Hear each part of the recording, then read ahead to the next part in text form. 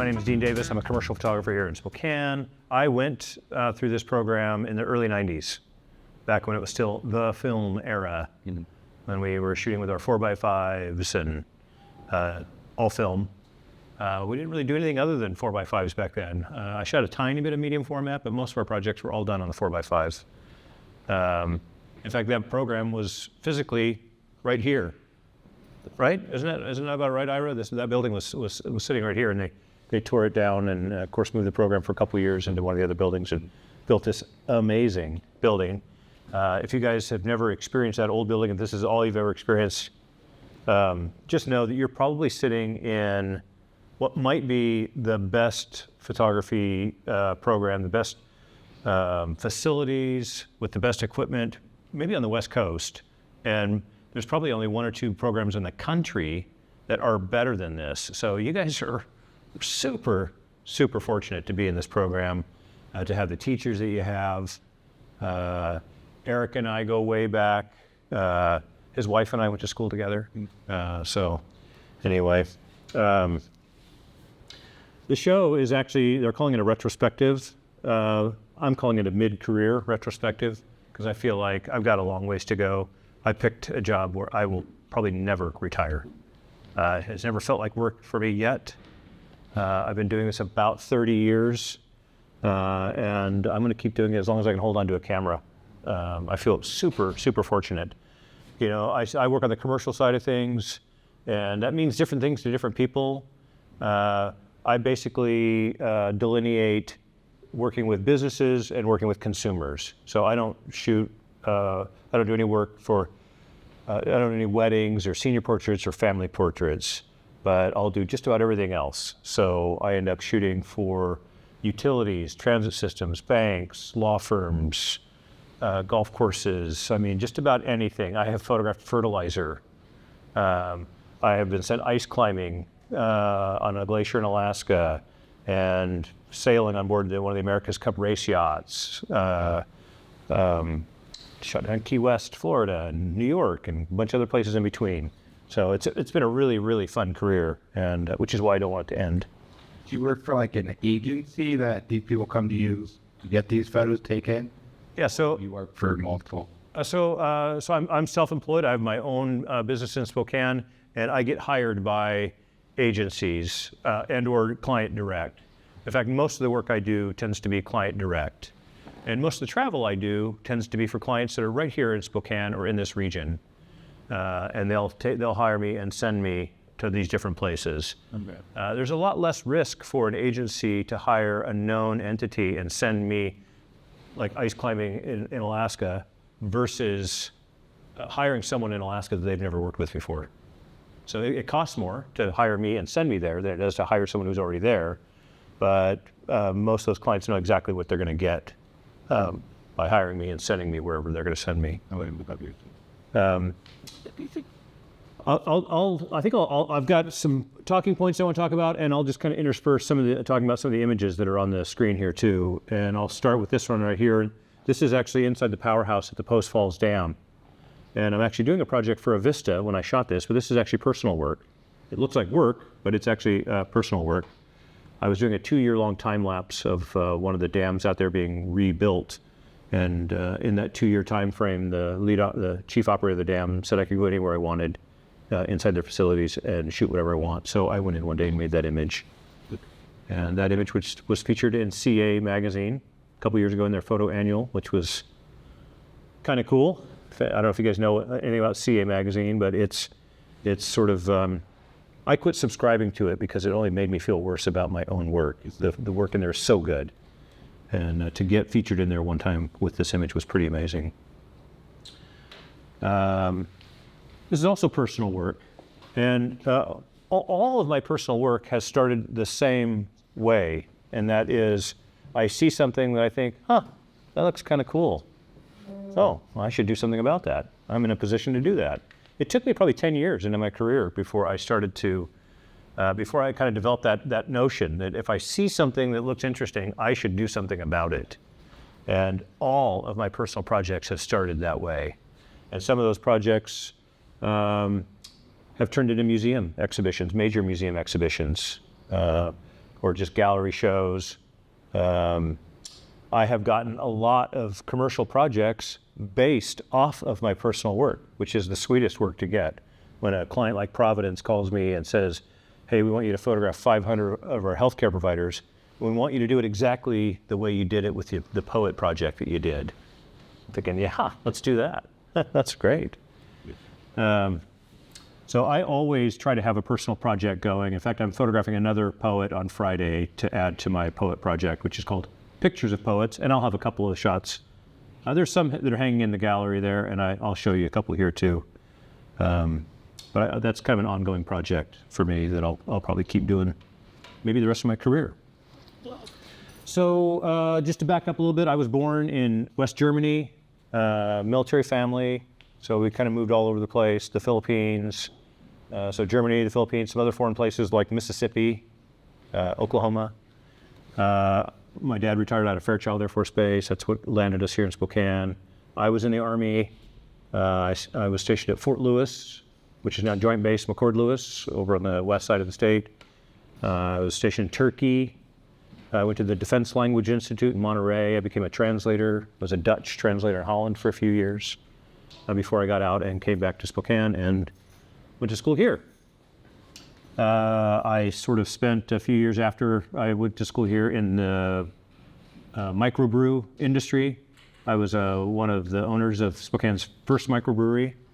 It was a brewery, restaurant, full bar, live music venue. It was a blues music venue. I booked all the music there for years. Kind of got wrapped up into that and sort of forgot about photography for a little while. Before in '97, I started my photography business, and I've been doing it full-time ever since.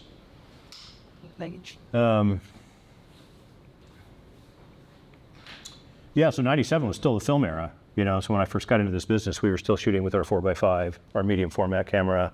We didn't really use 35 millimeter. The film was just too small. But in July of 2000, I bought my first professional digital camera. It was a Kodak DCS 560. It was a 6 megapixel camera. It was $25,000. I took a $30,000 loan out to buy that camera, and people thought I was crazy. 0 clients wanted digital files in July of 2000. So those first 5 jobs that I got after I bought that camera, I shot both film and digital. And again, film, we were shooting 4x5, a little bit of medium format. I shot it both with the film and the digital, and I gave all 5 of those clients the choice, and all 5 of them took the digital files, which was awesome. AT&T was one of those clients, D.A. Davidson. They're all bigger clients, and they all took the digital files. I even counseled one of them to take the film, because it was going to be this big trade show panel, and it was a beautiful, 4x5 film is a beautiful thing. Those 4x5 color transparencies are pretty amazing. And I said, hey, you should take the film. And they're like, no, we're going to take the digital file. And I've never turned back. I've never shot another piece of film since July of 2000. So some people ask me every once in a while if I still shoot film, and I have no nostalgia for film. I spent enough time in the darkroom. It's a great learning tool. I'm grateful to have come up through the film era, but there's nothing there for me now. I mean, professionally, I don't know. I can't imagine the scenario where I'd want to shoot film. I'm grateful to have been an early adopter. I shoot all Canon. I don't know if anyone cares what gear you use, because it doesn't really matter, but I'm a Canon shooter, so I've got a Canon R5, an R1. I've got some older DSLRs, a 5D Mark III, 5D SR. I have a medium format digital camera, a Fuji GFX 100S. It's a 102 megapixel camera that I use for fine art reproduction, architecture. I do a lot of different work, as you've seen in the studio there, from hydroelectric facilities to architecture, banking. I do a lot of fine art reproduction. I shoot a lot for our museum here in Spokane, the Northwest Museum of Arts and Culture. I'll shoot their exhibitions for them. I shoot books that accompany the exhibitions. I shoot their marketing imagery, all kinds of stuff. Anyone know where this is? Zola. It's a bar downtown, Zola. That's one of the sort of back little booths there. And I had just learned how to do HDR. I'd sent myself to a workshop up in Vancouver. There are 3 places in North America that cater to professional photographers that do high-level workshops. Down in Santa Fe, New Mexico, up in Vancouver, BC, and out in Maine. And I've sent myself down to Santa Fe several times and up to Vancouver. And I was up in Vancouver where I learned how to do HDR work back in 2008, I think it was. And when I got back into town, I walked into, I'd never been into Zola, and I walked in, I'm like, oh, I have to shoot in here. And that was the first image I made. I walked in there, was like, oh, shit. I shot that image, and then I did a whole show based off of this kind of work. This is good. There's one of my poets, Quentin Baker. I've got a giant print of that hanging in my studio. It's awesome. He's a Seattle area poet. C.J. Prince, another poet from the West Side. Dennis Held. If you've gone in there and looked at those, if you put headphones in, there's QR codes next to these poets. If you hit the QR code with your phone, it'll pull up a page on a website that I built, picturesofpoets.com. It'll pull up their page, and you pick a poem, and then they read you a poem. It's way better with your headphones in. It is definitely a headphones in experience. If you haven't done that, I'd encourage you to. I think the show only hangs for another couple days. I'm going to come take it down next week. So, let's see. Yeah. So when I first started the business, I'd been to school, but then I kind of got wrapped up into the bar business for a while. About 7 years. I was in the Army for 7 years. I got wrapped up in the bar business for 7 years before I kind of turned back to photography. And I learned really, really early on the importance of relationships. And people will ask, what does it take to succeed in this business? And I've got a few answers, but relationships are super, super important. And I learned that. I had gone back into the Fort Spokane Brewery. I still had an ownership stake, but I wasn't working there any longer. I walked back in one day and I ran into a guy who was one of our customers who I'd become friends with. He'd taken me hot air ballooning a couple times. I knew he worked for Kaiser International. I didn't really know what he did. But I walk in and he says, hey, how's it going, Dean? I said, oh, good. I said, but I'm not working here anymore. So I left and I started a photography business. And he said, do you have a card? I said, oh, yeah. I had these freshly minted cards. They were really cool. Like, here you go. And he looked at it, he goes, I'm going to have my purchasing agent call you on Monday. And I don't even know what a purchasing agent is at that moment. It's so green, I don't really even know what he's talking about. But on Monday, I get a call from this guy that says, hey, Don said he wants you to take some photos for us, and he wants you to come up here and sign a contract. Can we schedule time for you to come up here? And yeah, sure. So I grabbed my portfolio thinking they want to look at my work, and I go up to Kaiser Aluminum to the Mead Works, and they don't even look at my portfolio. They just want me to sign a contract to do some photography for them. They had a photographer who was working for them, but Don, the project manager for this $50 million project, it turns out my friend Don is a project engineer, and he had designed and was the project manager for this $50 million carbon baked furnace that they were building. And he had a guy that was shooting photos for him, but he didn't like the guy. And he liked me. He'd never even seen any of my photos. But since I was a photographer, he thought he would just go ahead and hire me. And so all of a sudden I'm shooting for Kaiser Aluminum. And I'm brand new in business. But that's where I got to know what the three most important things are in being successful in this business. And maybe you guys, one of your teachers has talked to you about this. Has anyone talked to you about the three most important things? Anyone have any ideas what important things are in being successful in this business? No ideas? None? No guesses? Okay, I'll tell you. Turns out the three most important things in being successful in this business, and it's true with a lot of businesses, you have to get people to know you, to like you, and to trust you. And it's easy to say those three things in one breath, but it takes work to make those three things happen. Particularly on the commercial side of things. And it may be different on the portrait side if you're working with consumers and doing weddings.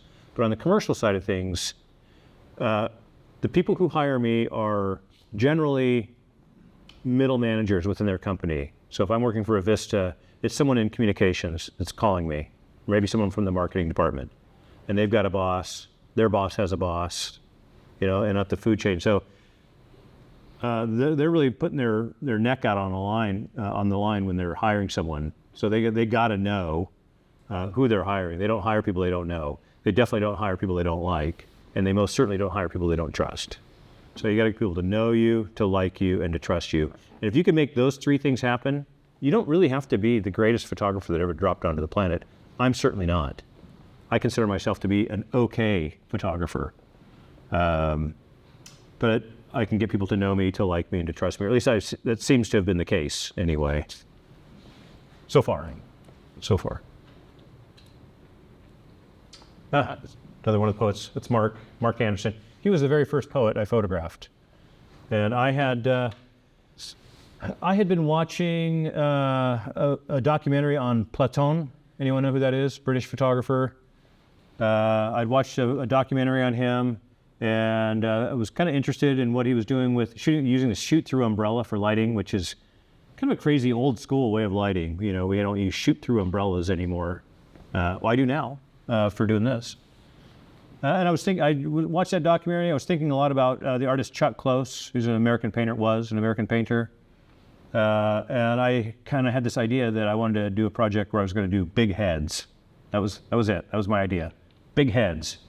And I worked on the lighting and the look for a while, and I kept writing these lists down of who I'd photograph. The 10 most important people in the arc of my career.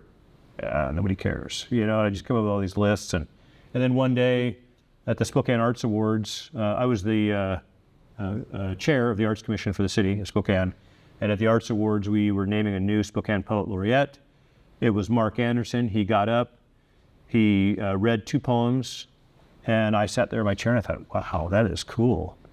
And I woke up in the middle of the night that night. I thought, oh, poets, that's who I'm going to photograph. So ideas come from all kinds of places. But I really would encourage you, if you see something that you think is cool, or you have this idea, write it down and do something about it.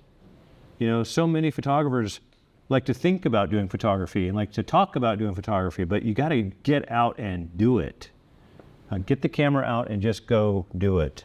You have to be really intentional about doing that, because it's just easy to let ideas slip by and to see cool things and just go, oh, yeah, and keep driving and never remember to do anything about it, or I don't know. Let's see. Yeah, I think I touched on this a little bit earlier, but I think art and commerce kind of feed off of each other. Those personal projects that you do, there is nothing sweeter than getting work based off of your personal work. You can go out and you might think, oh, I want to go shoot some houses, or I want to do architecture or whatever, but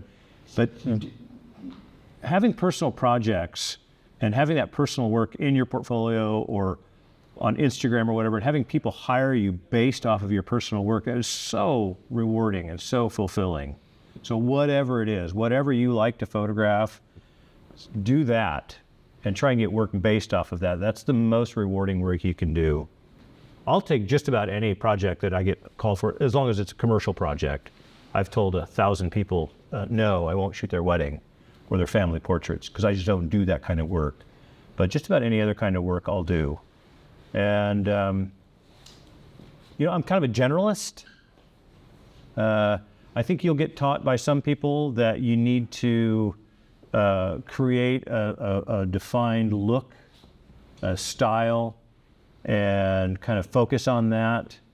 And that might work for some people, but for me, I like being a generalist. I like going from shooting a hydroelectric dam one day to shooting a golf course the next day to being in my studio shooting a corporate headshot the day after that. I used to think that was a bad thing, but I went to a workshop years ago with Joe McNally. I don't know if any of you guys know who Joe McNally is. Real famous American photographer. And first day of the workshop, he says, one of the very first things he says is, yeah, you know what, I'm a generalist. Because I just like to do everything. And he goes, if there's a particular style or lighting look that a client wants, I'm pretty confident I can make that happen for them. And so I just tell them, tell me what you want, and I can make that happen for you. And I've been that way my entire career. If there's a look that a client wants, I'll have them show it to me, and it's reverse engineering. I don't know if you guys look at images and try and reverse engineer them. Do you guys do that as part of class projects? Look at an image, try to figure out how it was lit, what angle it was shot from, and try and back away, sort of start with the image and kind of reverse yourself backwards until you figure out how it was done. That's a really good exercise to do. If you're looking through magazines, if you see a cool image, really study it and try and figure out how did they get to that image. And there's clues. You can look at the catch lights in the eyes. There's all kinds of clues that you can kind of pick apart to figure out how images were shot.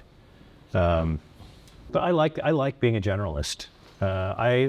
It makes my life way more interesting to do that. As much as I love to do art reproduction, and I do a lot of it, if I had to do it every day, I don't think I'd be very happy.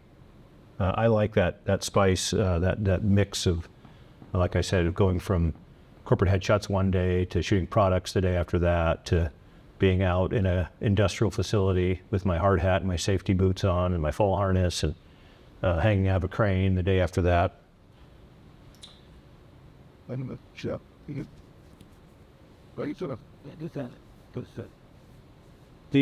show that is hanging out there is I think there's 22 images, and that's really not a lot of images to sort of show a career. That is a mixture of some of my fine art projects, some of my personal work, some of my work, and sometimes it's hard to tell which is which. That very first image I showed of the hydroelectric facility, that was personal work. That looks a lot like work, and I do a lot of work for Avista. But that was actually personal work. This is another project I did where I'm photographing artists' palettes, and some of these are hanging in there. This was a major museum exhibition that ran 7 months at the MAC in 2014 and 2015. I'd photograph the palette, and then I'd put a macro lens on and come look for little detail within the palette. So that's a detail shot from somewhere in there. Is the green act? Yeah. There's green all over. If I'm in front of it, let's see if I can get around here. Yeah, I used to just point right to it. I want to say it's right up in here. Let's see. Whoops. Look at that blue and yellow. I submit that. Yeah, that's funny. Part of the charm of this show was this would be hanging below it, and it's the same out there. This is hanging below, and the detail is hanging above. And so I'm asking the viewer to look at the detail and try and figure out where did it come from within the palette. And then in the museum, I had these on 2 walls, and on the opposite 2 walls, I had a painting from each one of the artists. So I'm asking the viewer to look at the palettes, turn around and look at the paintings, and try and draw a connection between the palette and the painting. And obviously the gallery here is small enough that we're not doing that over there, but we do have the detail within the palette. You think I'd be able to point right to it? I want to say it's right up in here. Please, top left. Yeah, isn't that funny? When I'm standing in front of the actual piece, I can pick it out in a second, but for whatever reason, I'm having a hard time right there. Okay. That's Rick Jandro's palette. He was a Native American artist who passed away a couple years ago now. He used a different palette for every painting. This guy had been using the same palette for 20 years. And how he mixed paint on that, I really have no idea. Rick used a new palette for every single painting, and you can see that's a lunchroom tray. And then that's a detail shot. I can pick this one out. Yes, this area right there. It's rotated. But anyway, it was a really fun project. This is another show I did called Lights and Shadows. And I was just photographing light bulbs. They're suspended, they're lit, I did half of them in caustic, which is a wax process over the top of photography, and half of them I did on these big matte canvases. And I brought a couple of the matte canvas. I didn't bring any caustic work with me. The encaustic pieces were 24 inches by 36 inches. It's possible to understand when what like So that was a fun exercise to try and figure out how to light those, how to get them lit, and how to get them suspended. And if you notice, there's no specular highlights in the light bulb. And it's because I've grabbed the bottom clamp, the bottom brass part with a clamp, got some electricity going to it, hooked to a rheostat, and turn it up just enough to get the light glowing. And then I'm lighting the background about 15 feet behind the bulb. So this is a silhouette from here up. The only thing that's being lit is the background. And then I come in and grab the bulb with the clamp, let go of this clamp down here, bring some lights in, and we can see the light and the reflector over here. So it's 2 shots, and then I Photoshop the 2 of them together. don't choice. I had one of my cameras permanently converted to color infrared. No, It was just fun to go out and play with that sort of stuff. Such a different look.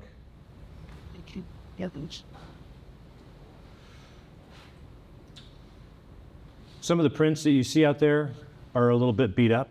It's because it's a retrospective, and some of those prints are 10, 12 years old, and they've been around a bit and have gotten a little bit beat up. So I think that image, for example, has some scuffs on it out there. It was hanging in an ad agency for a long time, and it just got beat up when it was hanging there. That's shot for the Kalispel Tribe of Indians. They hired me to go create 20 beauty shots of their reservation. Asian. That's a fun project. Go hike around on a reservation for, I think I was up there for 4 days hiking around. That's a 16-minute exposure during the daytime. So I've got neutral density, lots of it, like 18, 20 stops of neutral density. I've got it layered up. I had a lens that I could take the lens off and put a gelatin filter on the back side of the lens and put it back on my camera. And then I'd put another neutral density on the front and get enough neutral density where I could get 16 minutes, which is hard to do in the daytime. So But that's why the water looks so glassy, yeah. It actually messed up the color of the image too. That's how it came out of the camera, was that color. And my first instinct was to color correct it, and I did. But when I color corrected it, I really didn't like the way it looked. So I went back to exactly as it came out of the camera. some here. It's one of the benefits of coming up through the film era too, you know, especially working with the 4x5. That's a very contemplative approach to photography. And you really have to pre-visualize your image. You have to spend some time with the camera getting it set up. And you're not shooting 100 frames. You know, you're shooting 4, maybe 6 frames, and that's it. And long exposure photography is the same way. That's a 16-minute exposure, and I'm doing something called in-camera noise reduction. You guys know what that means? So yeah, your camera, there's a lot of different ways to do noise reduction. When you do a long exposure like that, it's going to be a noisy image. You know, the longer a charge is being applied to the chip, the more noise is going to build up in your image. And there are pieces of software that you can use to clean up the noise, but the most effective way that I have found to reduce noise is something called in-camera noise reduction. And you can turn it on in your camera, and what it does is for any image over 1 second in length, it makes a second exposure without opening the shutter. It takes that image, that dark image, and layers it with the image you just shot and goes into a blending mode called difference, and it cancels out the noise. So a 16-minute exposure takes another 16 minutes to do another dark image before it'll blend the 2 images together. And you can move the camera, but you can't shoot another image with it for that 16 minutes. So for 32 minutes, you're dedicated to that shot. So you better get your composition figured out, and you better do your math right to make sure that you're going to get a good exposure at 16 minutes. But again, coming from that film era and working with the 4x5, I felt better prepared to do something like this. Now that looks like a personal image, but that's actually work. I shot that image for Huppins. They were a television, camera store, music store. They sold appliances. They did all kinds of stuff. They had a friend who worked there. Yeah. They built a new store up on the north side. They're not even around anymore. But back then they had built a new store up on the north side, and in their home theater department, they set it up like it was like you were in a condo in a tower, and this was a 9-foot by 12-foot backlit Duratrans. It was as if you were looking out the window over the city. And so I shot that image for them, but then I have relicensed this image more times than I can count to Gonzaga, to Whitworth, to law firms, the city of Spokane, money management firms. People who are trying to recruit people to Spokane tend to want to license that image from me. Where were you when you took this photo? I am on top of a building called the River Falls Tower. It's that old kind of flash cube shaped apartment building. Well, that's like a nursing home now or something like, or not nursing, but like for a home for the elderly or something. No, it's just an apartment building. Is it? Yeah, it's just an apartment building. Black one. Yeah, it's black. Mm-hmm. Down the street from where we did shootout. Exactly, yeah, right down from the shootout. It's the same guy who designed the Parkade, designed and built that apartment building, and his daughter now owns it. I'm driving down to Palouse Falls to go photograph. I'd never been down to Palouse Falls, so I thought I'm going to go down there and take a picture of the falls. And I'm driving down there, and I drive by this house, and I think, oh shit, that's cool. Well, what do you do when you think something's cool? On the drive back, I stopped and made this image. I went inside the house and made an image too. I don't know if no, I don't have it with me. There were there weren't any no trespassing signs. If there's no trespassing signs, you probably shouldn't go in there. But there weren't any, so I went inside and made a few images too. But that image sparked another show. That was the first image I made. Just think, oh, that looks really cool. I made that and thought, wow, I really like that. So then I ended up doing an entire show based off of this. It's now very cliche, but this abandoned building sort of look. Somehow a couple of these images are the really low res versions. That's a tilt shift image. You guys ever work with tilt shift lenses? See if that's bet on playing with them yet. Yeah. There are, I think there are probably some filters you can use on images to kind of affect that look, or you can do it in camera. And so I've got a lens there where I can bend the plane of focus. And with the 4x5 camera, we used to be able to bend the front lens element, the film plane, the lens plane. We could tilt them, shift them up and down, left and right, swings. Those are called camera movements. We have lenses that we can put on our 35 millimeter cameras now that have a couple of those movements. So I did a whole show of tilt shift. I called it Our Little Town. It's another one of those tilt shift. So either I'm in the top of a building here, I'm on the Coeur d'Alene Resort, yeah. I was actually shooting the park next to it for the landscape architects who designed the park. And while I was shooting the park, I was also doing some with my shooting for myself too. That tilt shift look works well when you use a longer lens, when you shoot from a raised perspective. So here I'm in an airplane, a little Cessna, buzzing around. That's part of the park there, that McEwen Park over in Coeur d'Alene.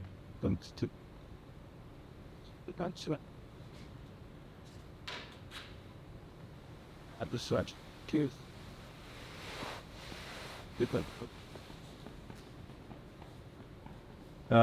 More personal work based off the HDR stuff that I learned.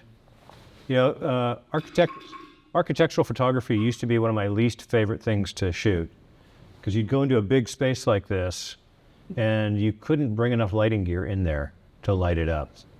And it was so hard. Architectural photography was so hard.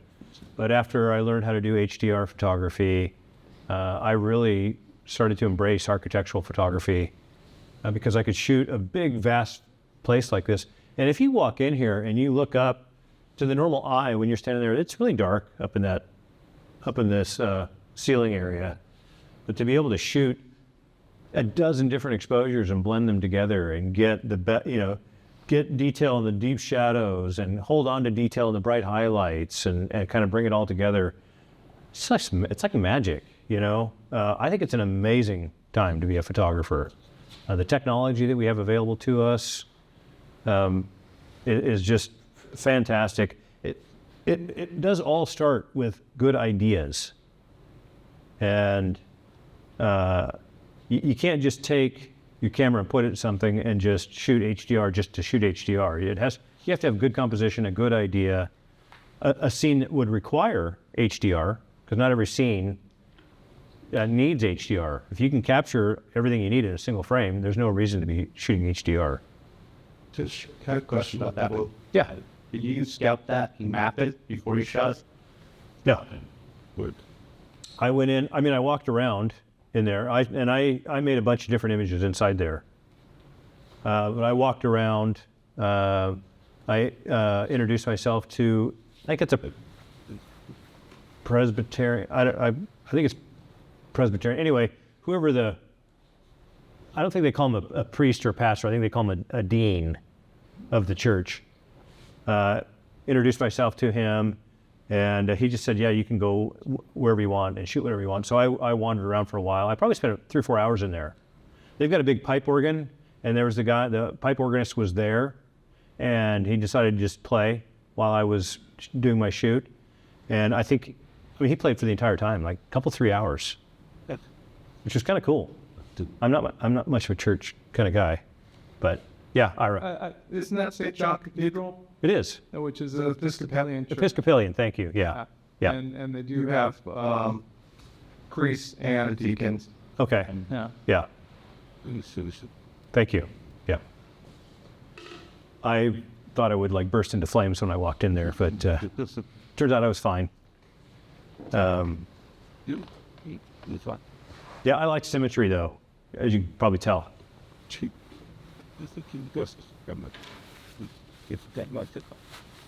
Yes. That is 3 apartment buildings up in Vancouver, British Columbia. I was taking my workshop, and that's just a shot out of my hotel room. I don't name my images very often, but I call that a room with a view. I don't know if you can make out the 3 buildings. There's one here, there's one here, and then there's one in the background right there. There's a lot going on in that image. One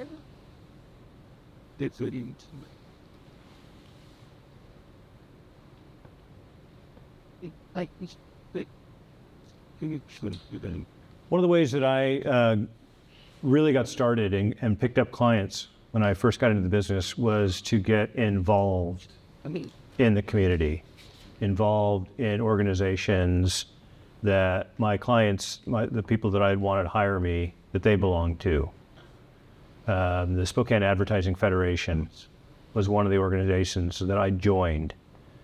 After I joined, you can't just join, you have to kind of get involved, right? So I got on a committee. I got on a couple committees. I got asked to get on the board, so I became one of the board members. I became the president of the organization. I did the same thing with another group called the Spokane Marcom, which is a regional marketing communication group. I just got really involved in those groups. That's that part of that getting people to know you part, It's know, like, and trust. Well, the only way you're going to get people to know you is to get out there and to get involved. You can't do it hiding behind your phone. I don't know. It's a different world today. You might be able to do it through Instagram. I don't know. I still think it's a good idea to get out and network with people and engage in the community. And I did that a lot. I got recruited onto the Spokane Arts Commission. I ended up becoming the chair of the Arts Commission. So I have spent a lot of time over my career engaged in these public organizations and then getting into a leadership role in those organizations. And when you're in that leadership role, it's really important that you do a good job, especially if you're trying to land work from some of these people. It was important to me that I do a really good job in that position. And that's where I started to get the like and the trust part of that know, like, and trust thing happening. You know, join the organizations, get involved in the organizations, and then get in these leadership roles and do a really good job doing, you know, whatever it was. And just throughout the course of doing that, it was very organic then. I'm not really much of a salesperson. I wasn't going from door to door trying to get clients to hire me. I was just doing the best I could to get myself out into the community and get really involved and engaged in the community. And that's, for me, that is what led to me getting more and more work. So I'd encourage you to do something like that. Whatever, you know, whatever kind of genre of photography you want to do, if there's a professional organization that is anywhere wrapped around that genre, go join that organization. You know, whether you want to shoot Comic-Cons or whatever it is, you know, go join and get involved in that organization. And that's a great way to get yourself some work.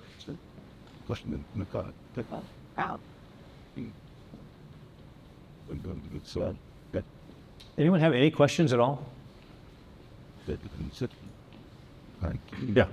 I just want to know, from the images that you shot, like, do you have like a favorite image, or? Do I have a favorite image? That's tough. I think I do. And I think it was the very first image I was showing. I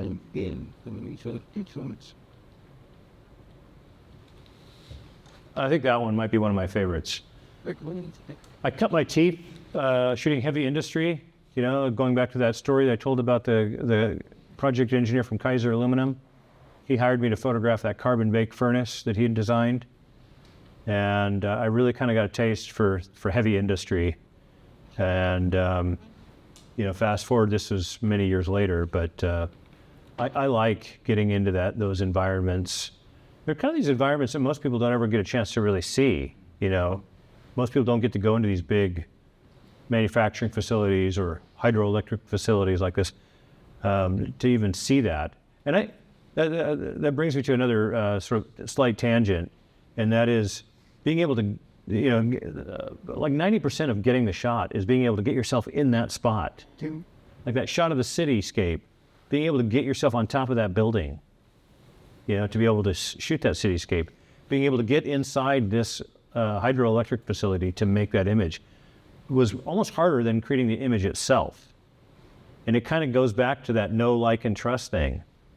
You know, you're not going to get someone to say, yes, you can go on top of my building, or yes, you can go inside this hydroelectric facility without them knowing who you are and liking you and trusting that you're going to, you know, you're going to be okay to be in that spot, to be on top of their building.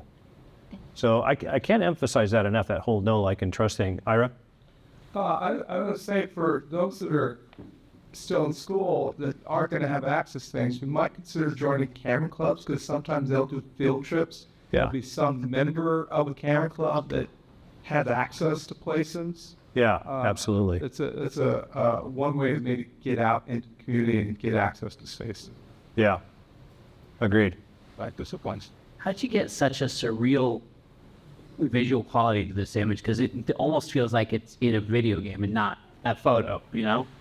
Well, again, so this is personal work, so I have a lot of latitude about how I can present this image, right? Yeah. So it is an HDR. It's probably a dozen frames. Okay.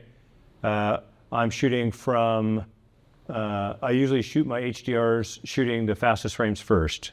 So I might have shot it. I'm probably shooting F11, somewhere in that range, right? And I start at like 500th of a second, or maybe 1,000th of a second, and then 500th, 250th, 125th, a 60th, a 30th, a 15th, you know, an eighth, a quarter, half second, 1 second, 2 seconds, 4 seconds, 8 seconds, 15. I don't know where I ended up on this one, but I might have had a dozen frames, right? And then I am using some software back then. What was it? Photomatic. It was Photomatics. Yeah, exactly. I was using Photomatics back then. That was the only piece of software early on that would do HDR work. And how you processed HDR work, you know, you can take it everywhere from this real cartoony kind of look to photorealism. And if I'm shooting for a client, if I'm shooting for an architect or a builder, they want photorealism. They don't want a cartoony video game kind of look. You know, so photorealism, I think, is the holy grail of HDR. But when you're doing work for yourself, you can kind of take it in whatever direction you want. And I did take this in a more cinematic sort of direction, for sure. I learned a method. We don't really do it anymore when we're doing HDR work, but there was something called tone mapping in the early days of HDR. And Dan Burkholder is the guy who I learned how to do HDR work from, and he's probably our country's leading expert, maybe the world's leading expert on HDR. And he taught me this process of doing multi-tone mapping, where I would tone map an image and then go back to 32-bit and tone map it again, and go back to 32-bit and tone map it again, and this multi-tone mapping technique. And I'm using that on this image. I was using it on the house image too, out on the Palouse, that multi-tone mapping technique. And that's all natural light. That's all natural light, yeah. Get it from the multiple frames. Yeah, yeah. I mean, if I saw this, you know, just on the internet and didn't know it was who made it or anything, I would assume it was just made in a digital environment. It looks that good. Yeah, well, thank you. It's amazing. I love it. I like the colors.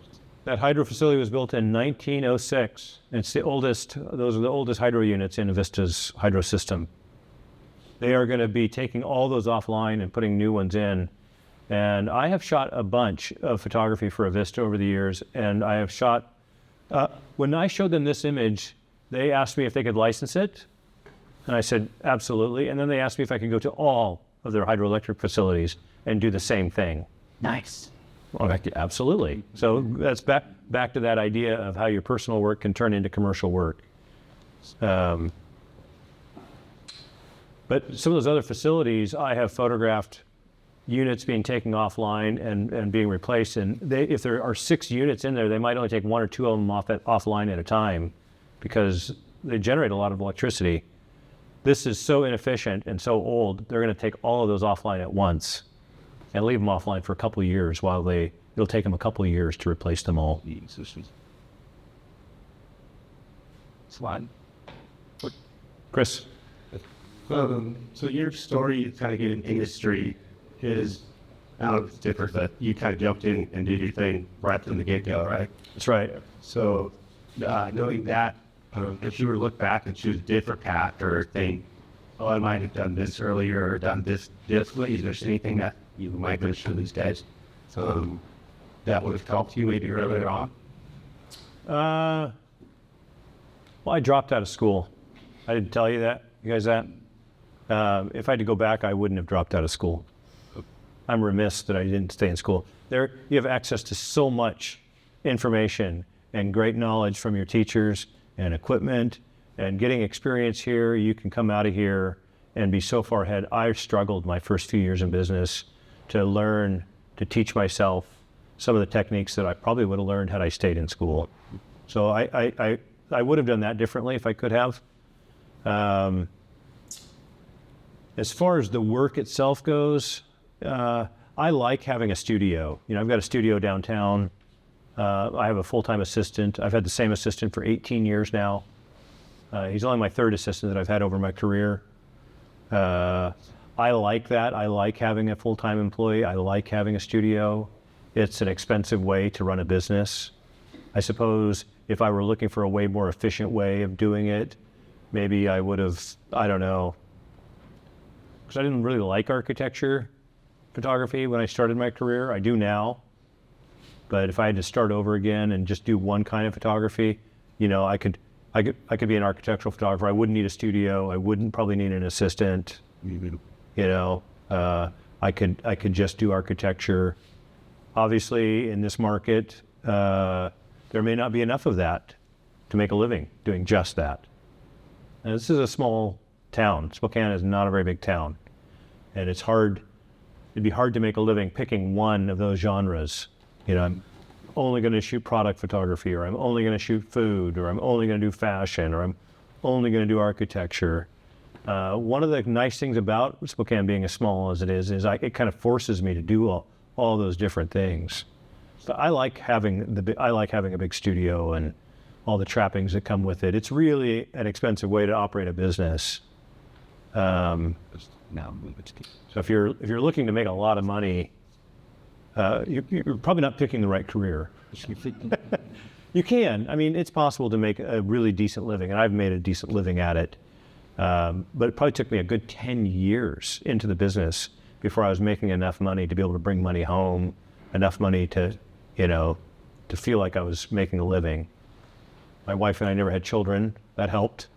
My wife has a good job. That helped. Ira. So I have a comment and a question. And the comment is this, you talk about being a generalist, and professionally you're a generalist, but your personal work is pretty specialized in bodies of work.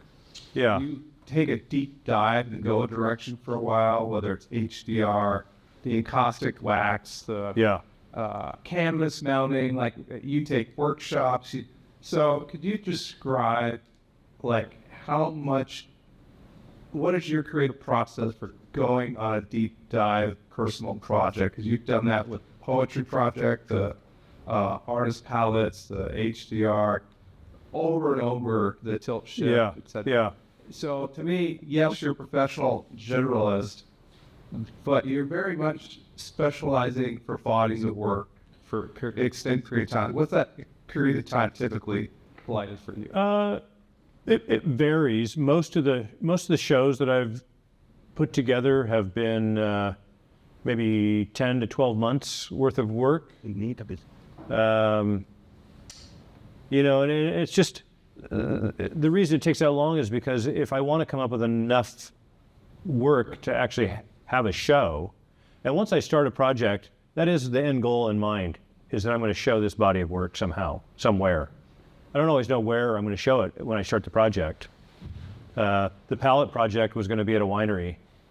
Someone from the Northwest Museum of Arts and Culture came by my studio early on in that project, saw what I was doing and said, "Wow, Dean, this is a really big idea. Would you consider bringing this to the museum?" And I thought, shit, I thought you had to be dead to have a museum show, And so I called the winery. We were probably 9 months out at that time. I called the winery and said, "Hey, I'm going to take the show to the museum." And we worked out a deal where the museum brought a show to the winery while I took the museum exhibition. But those shows, they take that much time because I'm trying to create a body of work then. I mean, I come up with an idea, whether it's the poets. I've been working on that poet project for, I think, 7 years now. I've had a show at the museum with that. I've had a show at North Idaho College. I had a show. I've had 4 different shows. One out in Pennsylvania with that show, with that work, and one at a winery, the same winery that I bailed on to do the palette project. I showed the poets at, and I don't know what the end. I don't have this end in mind for the poet project. It's one of those projects that it's hard to monetize. I've never been able to figure out a way to necessarily monetize that project, except that I have been hired by a bunch Providence hired me to shoot 500 of their healthcare workers in that style, which was about a $30,000 project. So I'm not really making any money off my poet project, but I'm getting work based off of it. I've had ad agencies hire me to shoot their employees in that same way. My other projects like the palettes and all those other shows, I make these big canvas prints and people buy those prints, I do all my own printing. And so all the stuff that you see in that room there, I produced in my studio. I print the canvases, I stretch them onto the stretcher bars. I do that work. I have a fine art reproduction business.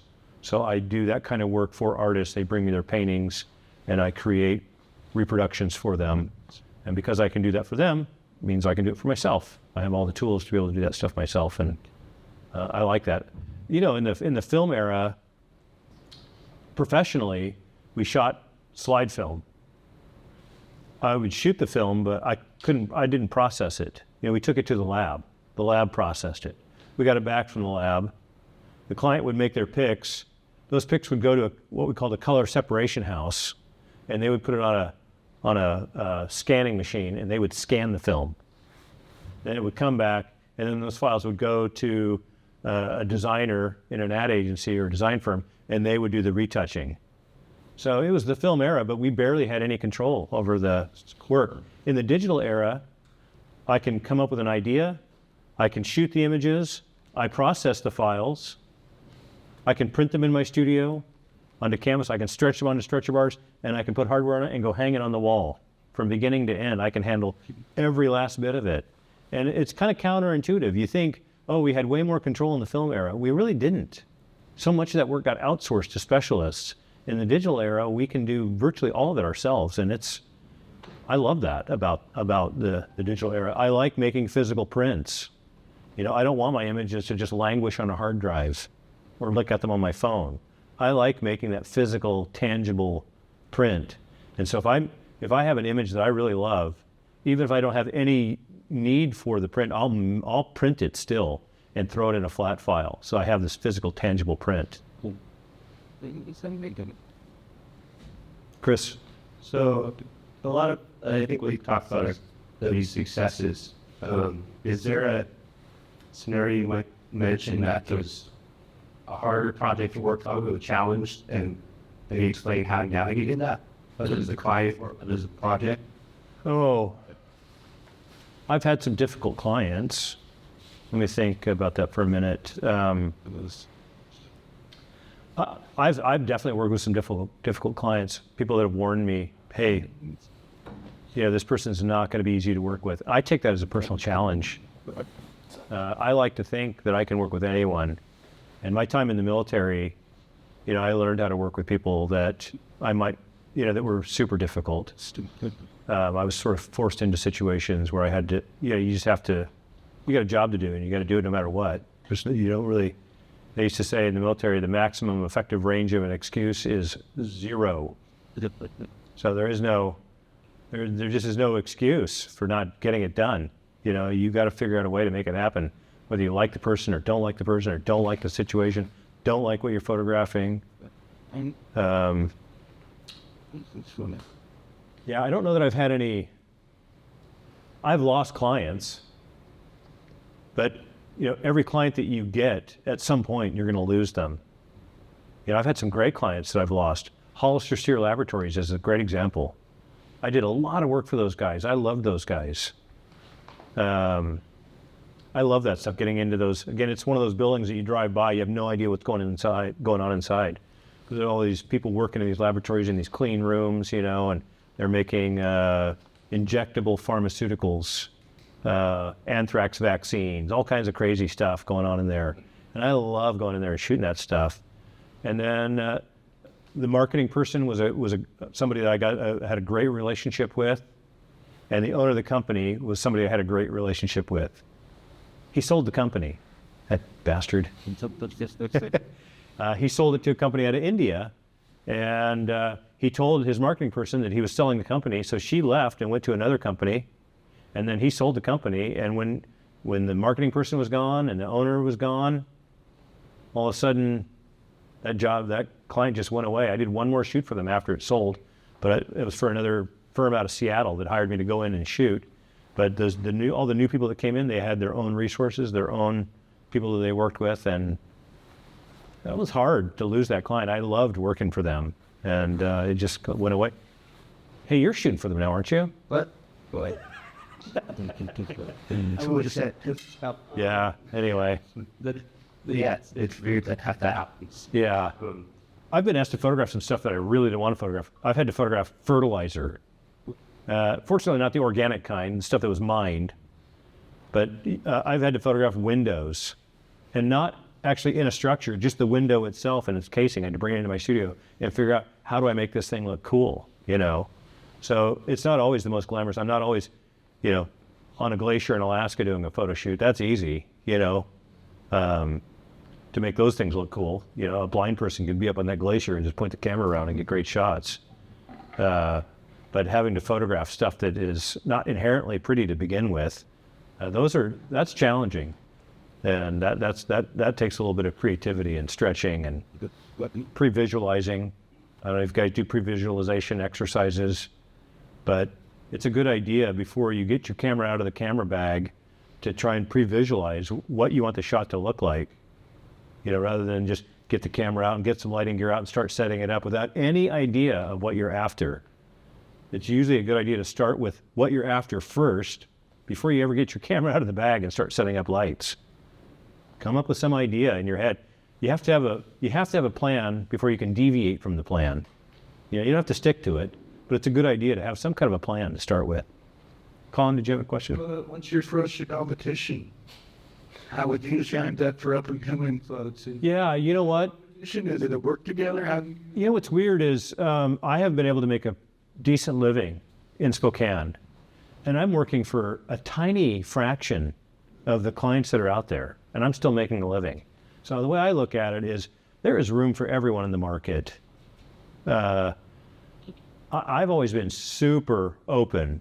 If any intern that's ever worked for me, I show them how I do my estimates, how I do my invoices. I talk them all the way through how I charge for stuff.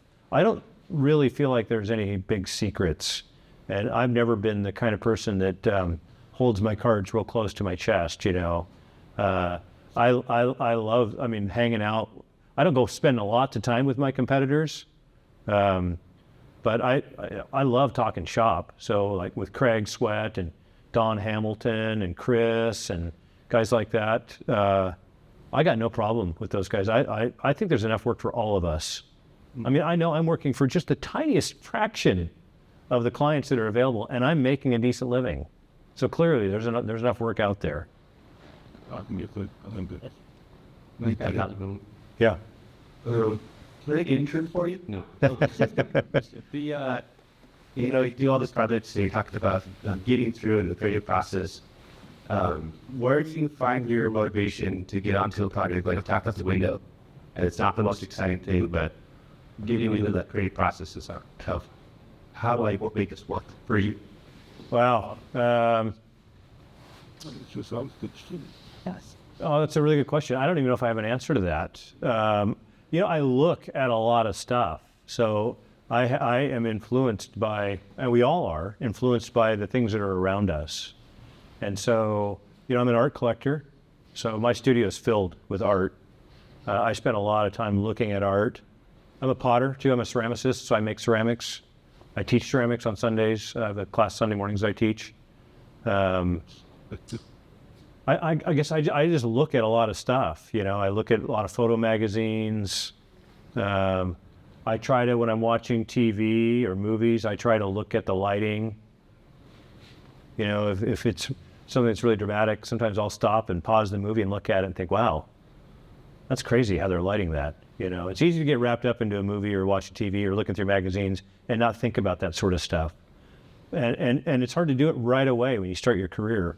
It took me time over my career to slow down a little bit and start to look at those things and try and dissect those things and things that I found interesting. I would try to, again, reverse engineer how they might have gotten there. But like with that window shot, I don't know. I must have monkeyed around with it in my studio for hours before I landed on an angle and how to light it. I was trying, AT&T used to send me phones, and the only art direction I would get sometimes is, we want a hero shot. Well, that's a lot of pressure, like no real direction, just, we want a hero shot of this phone. And they would be prototypes. There'd be like tape holding them together, and I'd be working for maybe someone out of Florida. They would ship me a phone from Florida, and it'd be a Saturday. I'm shooting images and sending JPEGs back down to Florida, hoping that they're going to see them and give me some feedback, and hoping that my idea of a hero look matches up with their idea of a hero look. And yeah, I've been really fortunate. I've only had a couple of projects over the years where the client got the images and were like, this isn't really what we were thinking, And I think a lot of that just comes down to having good communication up front with your clients and trying, really asking enough of the right questions. There's a balance with asking questions with your clients, especially if you don't have the job yet. I found that asking too many questions when you don't have the project can sometimes make the project go away. No. You'll make the client think, you know what? And I've had them say this, we really haven't, I don't think we've actually thought this all the way through. Give us a few weeks. We're going to call you back here when we're going to talk about this some more. And then that project just goes away. Yeah, you have to learn how much, you got to get enough information to be able to give them an estimate. But it's real easy to ask too many questions and maybe even throw up some red flags early on that you see. And I think those red flags are maybe easier to deal with after you've gotten the project. Yeah. And I know that maybe sounds, I don't know how that sounds to you guys, but it's been my experience. And I was really good at asking questions early on that made clients feel like they haven't really thought this all the way through. And the truth is, clients sometimes haven't thought it all the way through. You get hired to shoot, let's say a building, let's say you get hired to shoot a house. And you ask the client, they want an estimate. Hey, how much does it cost to shoot a house? And you go, well, how many images do you want? They go, I don't know, 4 to 6 exteriors and 6 to 8 interiors. Well, is it 4 to 6 or is it 6 to 8? You start asking questions like that. And it took me a long time to learn how to just take that information, go back and create an estimate.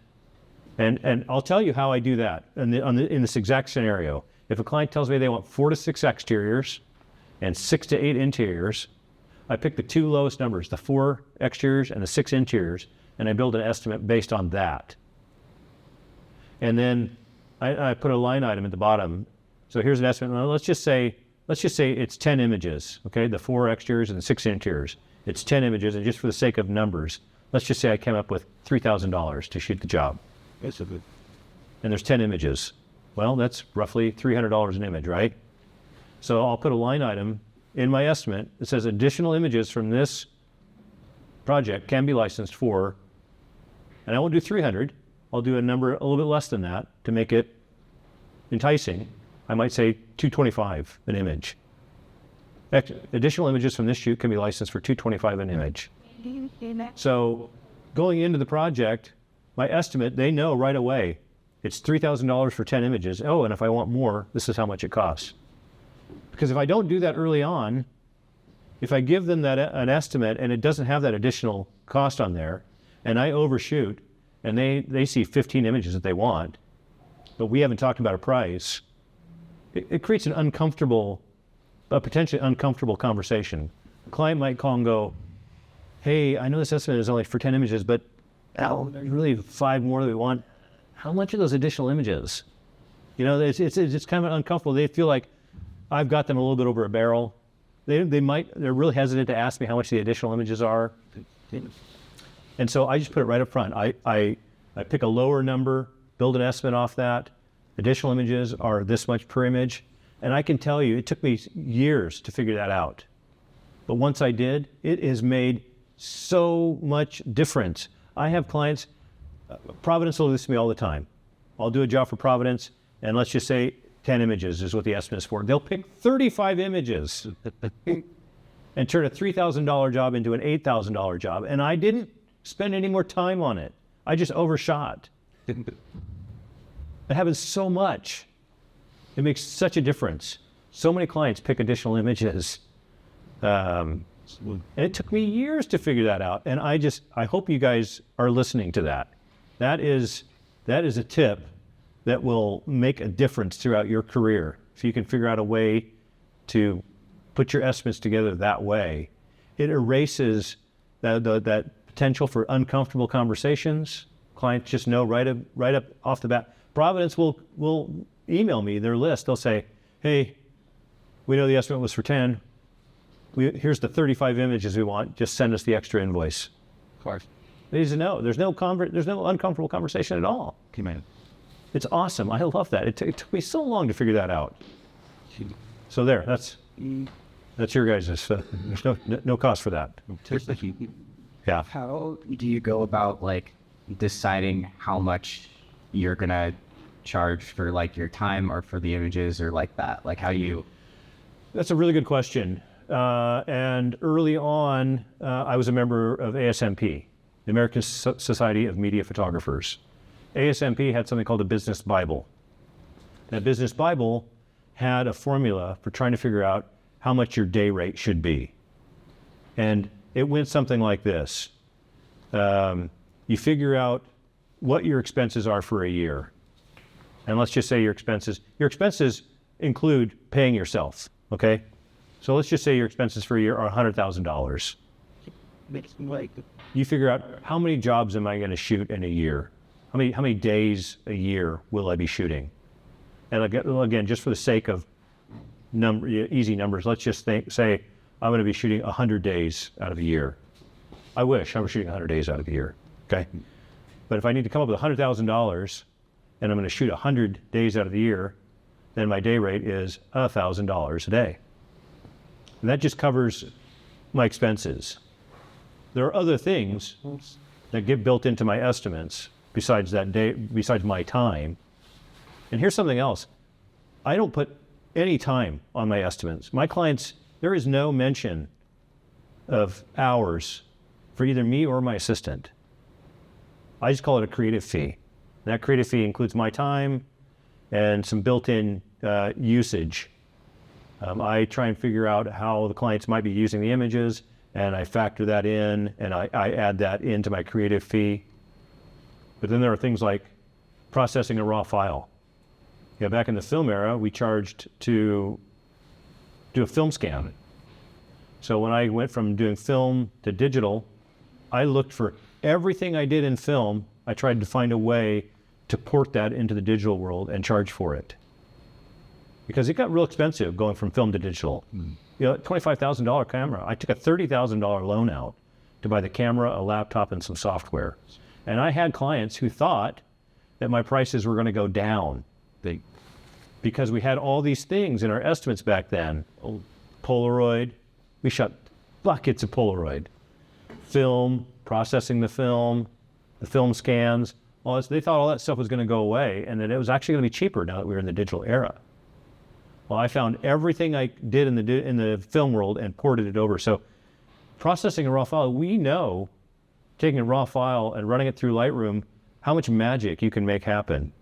And what that raw file looked like to start with and what it looks like when it comes out of Lightroom, that's worth something. So every image I process, I charge a fee for. I call it a digital acquire. That's the language I use. So if I'm giving a client 10 images, there are 10 digital acquires. Every image I do a little bit of retouching on. I charge at least 15 minutes of Photoshop time for every image I work on. When you're done with the shoot, you don't delete your files, right? They get saved on a hard drive somewhere. And a client might call you a year later and say, hey, remember that shoot we did? We need some of those images, or we want some more of those images. So you're expected to have those images. So every project I do, there's a line item in there for archiving the images. Every one. And at the end of the year, and I might only charge $35 to archive a project, but at the end of the year, when I do my bookkeeping and I look at how much I charge for archiving for the year, it might be $4,000. Well, I have a professional Dropbox account that I pay $1,000 a year for. You know, who's paying for that? The clients are. Why would you pay for it? You know, it's your clients who are paying for that stuff. So I have found ways of building all that stuff in so that I can afford, you know, to buy my next camera, to upgrade to my next computer, to have all the hard drives that I have, to pay the $1,000 a year for Dropbox. If you don't have those things built into your estimates, and you only charge that day rate that you come up with, that $1,000 a day, that's just to cover the bare essentials. You have to have other income streams to sort of get past that. I don't know if I'm lifting up the tent too much to let you guys peek in or not, but that's just the way I do it. I don't know how, here's the thing. I have no idea how other photographers do that stuff, if they charge for those things or not. All right. We teach that system in our business class next quarter. Oh, good. Good. Yeah. Yeah. Yeah, but that archive fee, you know, initially when I made that transition to digital, I wasn't unsure about how to figure that out, but I was buying all these hard drives, you know, It was before I had this Pro Dropbox account. I now, because I have a Pro Dropbox account, I can open Dropbox on my phone and I can search and find any image I have ever taken in my entire life. Because I took everything that I ever had. Even in the film era, we scanned it, had it digitized. Everything I have, I've got a big 140 terabyte RAID array in my studio. Everything got ported onto that. And before I moved a single file on there, I made the root folder on that RAID array my Pro Dropbox account. So every image I ever moved into there got backed up onto Dropbox. And when we're shooting in the studio, I'm shooting straight to that RAID array. Images are being backed up onto Dropbox as I'm shooting them, which is amazing. And I can literally pull my phone open and search. Someone says, oh yeah, you photographed me a dozen years ago. I go, what's your name? And they tell me, and I go, put it in, and boom, their images pop out. I go, is that you? And they're like, oh yeah, how'd you find that so fast? It took me a couple of years to figure that out too, the Dropbox system. And it was unlimited storage when I first signed up for it at $1,000 a year. They don't do that anymore. It's now 30 terabytes, and I have 28 and a half terabytes. So I don't know what's going to happen. They're going to charge me a bucket load more, and I'm going to pay it.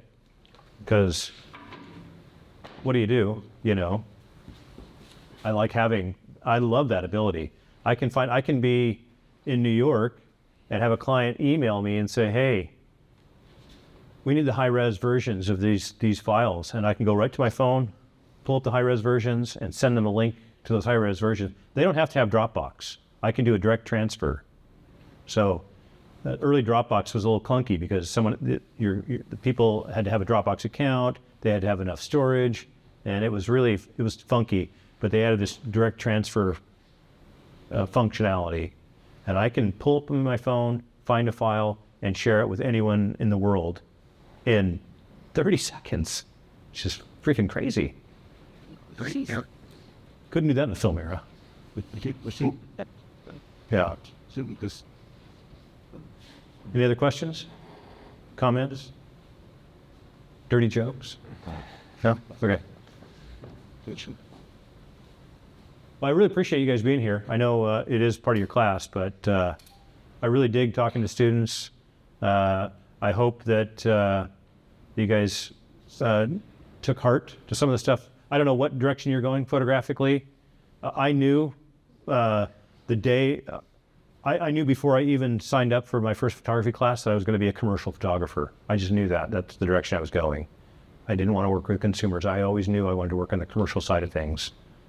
But it can take some time to figure out exactly what you want to do. And there's a lot of different ways you can make a living with a camera. So, I don't mean to put down by any means working with consumers, the family portraits, senior portraits, weddings, you can make a great living doing those things. And oftentimes the bar to entry is a lot lower too. You know, it took me 10 years to get a Vista as a client.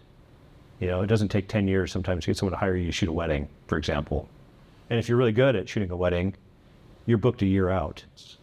I can't tell you what I'm doing 3 weeks from now. You know, commercial side of the business just doesn't work that way. I have one client that books me for a year out, a monthly photo shoot for a full year out. That's it, one client. The rest of my clients, it's all project-based work, and some months are great, some months aren't great, and, you know. Anyway. Thank you. You bet. I know I covered a lot of ground, hopped all over the place, so